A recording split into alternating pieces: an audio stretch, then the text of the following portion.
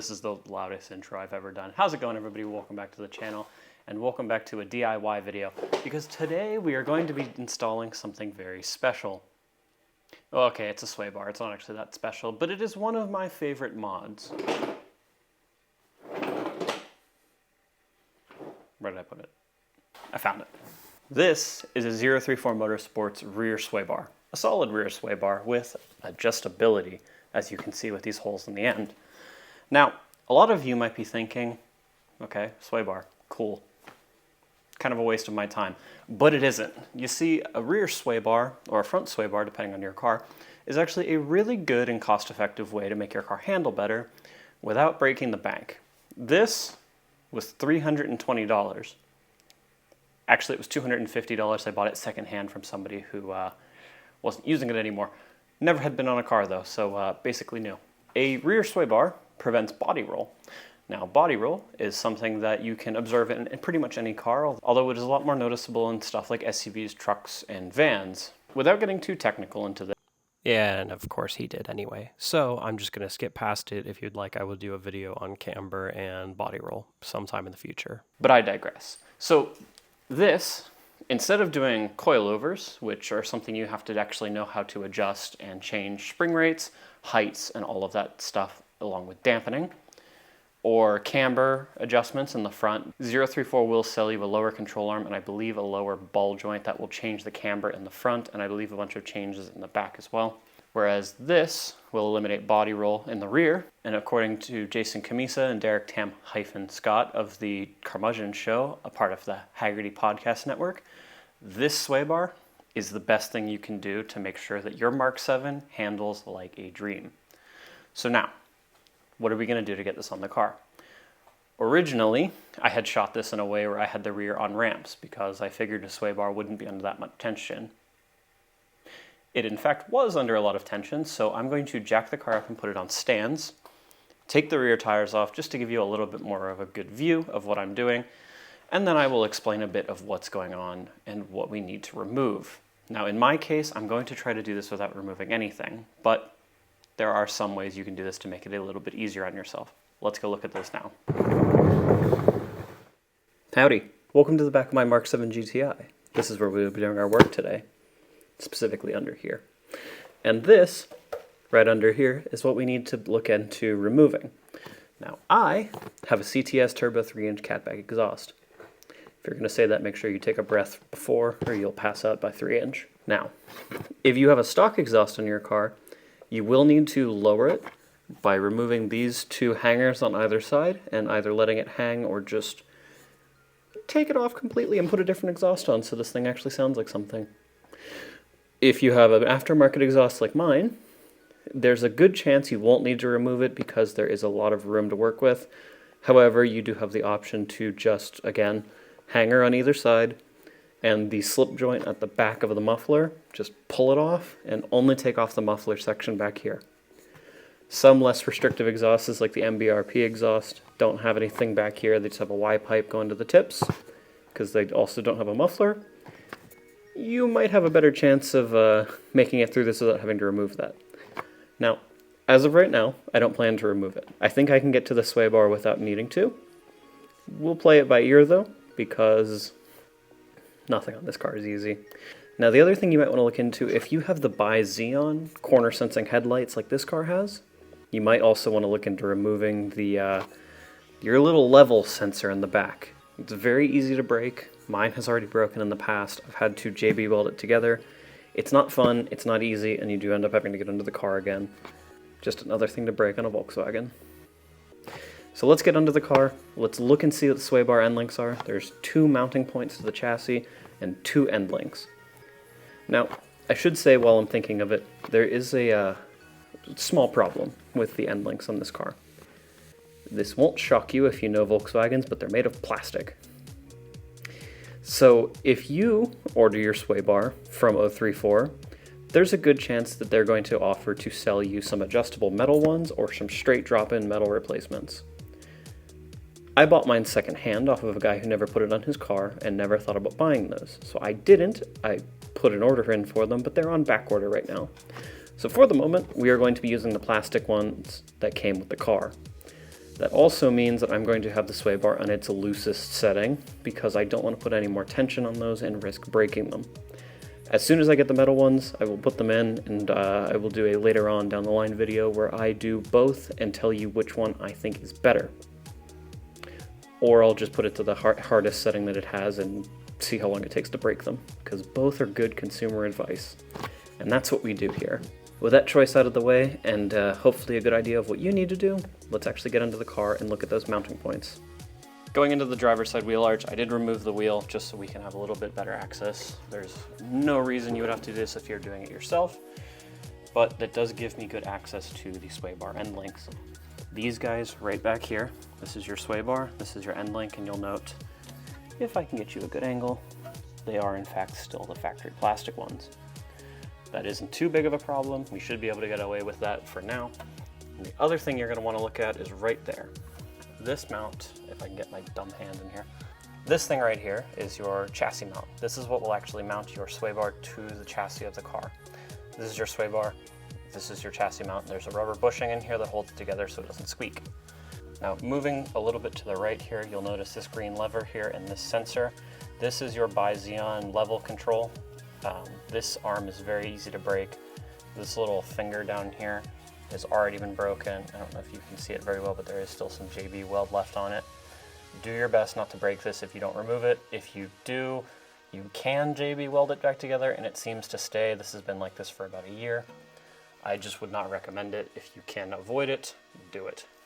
Now, first things first, we are going to remove these bolts on either side. This is your lower arm where your shock and everything go into. There's a nut right down here with a bolt that goes straight through and attaches to the link right there. We're going to start by removing that. We are going to leave the actual link up here on the sway bar because I don't even want to try to get a wrench into there. And then we will do the mounts to the chassis and we will drop it out of the car and see if I can do it without removing anything major. To be honest with you guys, I've never actually made sure this worked, so bombs away. And now, how not to remove a bolt in descending order. Is it actually coming off or is it just breaking? It was in fact breaking. My ratchet mostly. I don't like this. Neither do I. Well, that got some distance.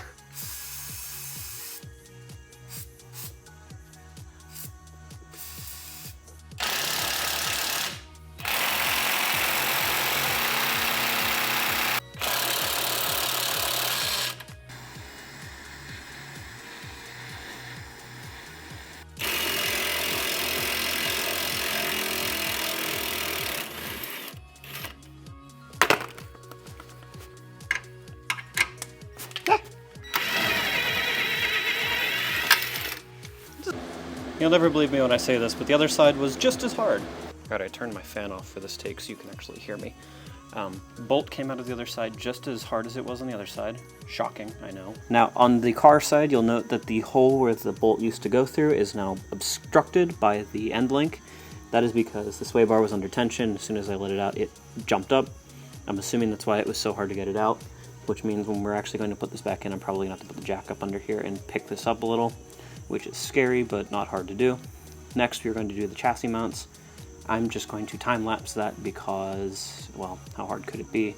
Like with every other filming day, something had to go wrong, and in this day, my mic died. The chassis mount bolts that were just removed there do not need to be reused. The 034 kit comes with new ones, so you do not have to worry about if they are in bad condition or not, or if you had to really work to get them off. At this point, I was trying to get the sway bar out and realized that I was not going to be able to do it without removing the exhaust. As I said earlier, some of you might be able to with a little bit of work, however, in this case, with filming and everything, it just wasn't worth it for me.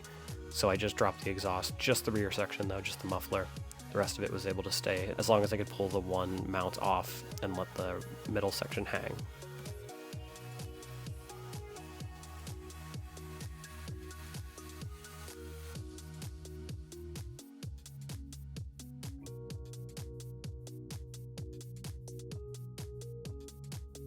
Ignoring for a second the absolute mess that I've made in here, this is a comparison of the 034 Motorsport's solid rear sway bar and the stock Volkswagen hollow rear sway bar. You'll note the ends are different, You can see the stock one has this little turn here, while this one is just a straight right angle once it comes in. There is a space here to stop the end mount from wanting to go side to side. That is the mount that actually mounts it to the chassis. That'll go there. And they were kind enough with this beefy sway bar that I'm going to do my best not to kick. Have also given this really cool kit with polyurethane bushings and what I would assume to be billet mounts with new bolts and washers and some grease so that you don't have some squeaky mounts, as well as grease nipples so that you can grease these when they're actually on the car without having to remove them. So now I'm going to sit in front of a fan for a minute and cool off because that was way too much work, and then we will put this on the car. First thing I'm going to try to do here is just to get this up into place.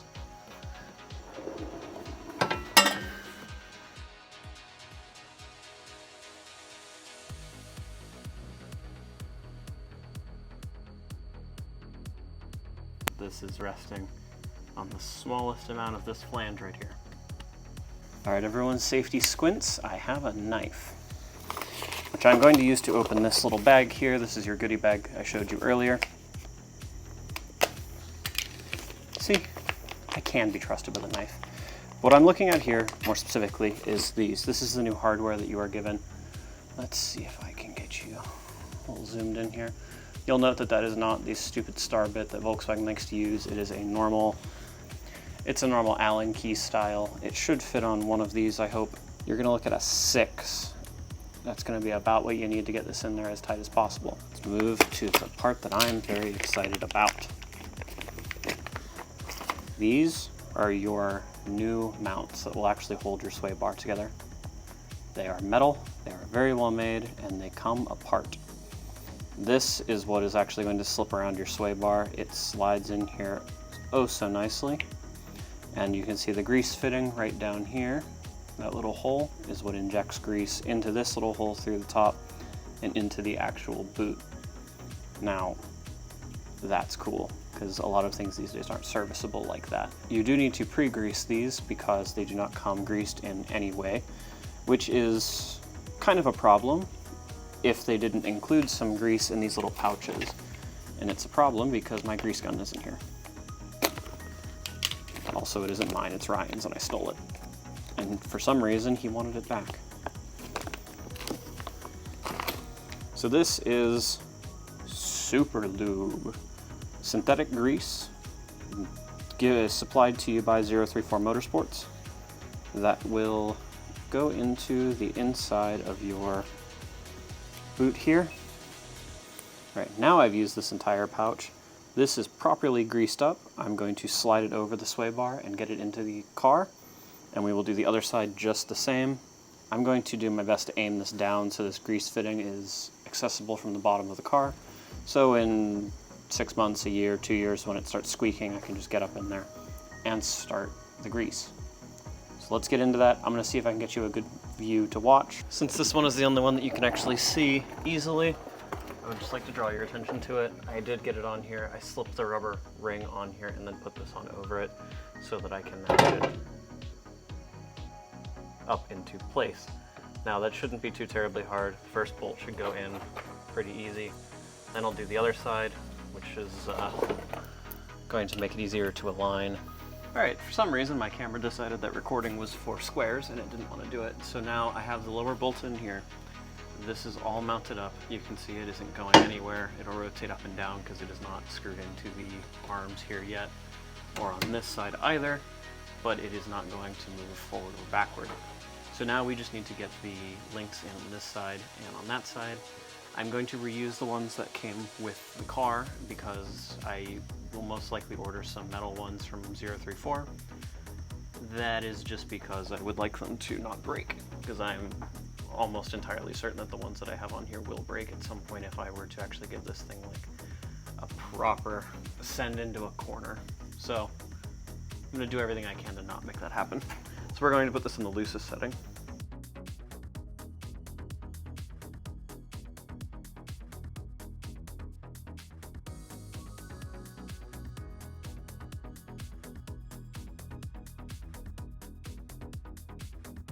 So now this is usually such a pain in the rear because these end links, you have to get a ratchet on this bolt here as well as something in the center to hold it together or it'll just spin. That's why I invested in one of these wrenches. It is a ratchet, but it has a hole in the center. And seriously, I mean, it's so cool. You can get them in Harbor Freight. They aren't too terribly expensive, and I've used this so much. I think this is one of the coolest tools you can get right now, if I'm honest. While everything is getting back together, I just wanted to say 034 rates this as a mild install. I tend to agree. It took me about an hour and a half with filming. If you're not filming, it should take you an hour, maybe less, depending on how dedicated you are and how good you are at not making mistakes.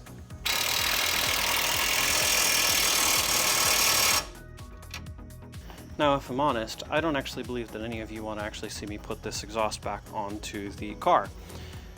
Instead, I would be willing to bet a lot of you want to know what it sounds like with just the resonator and without this.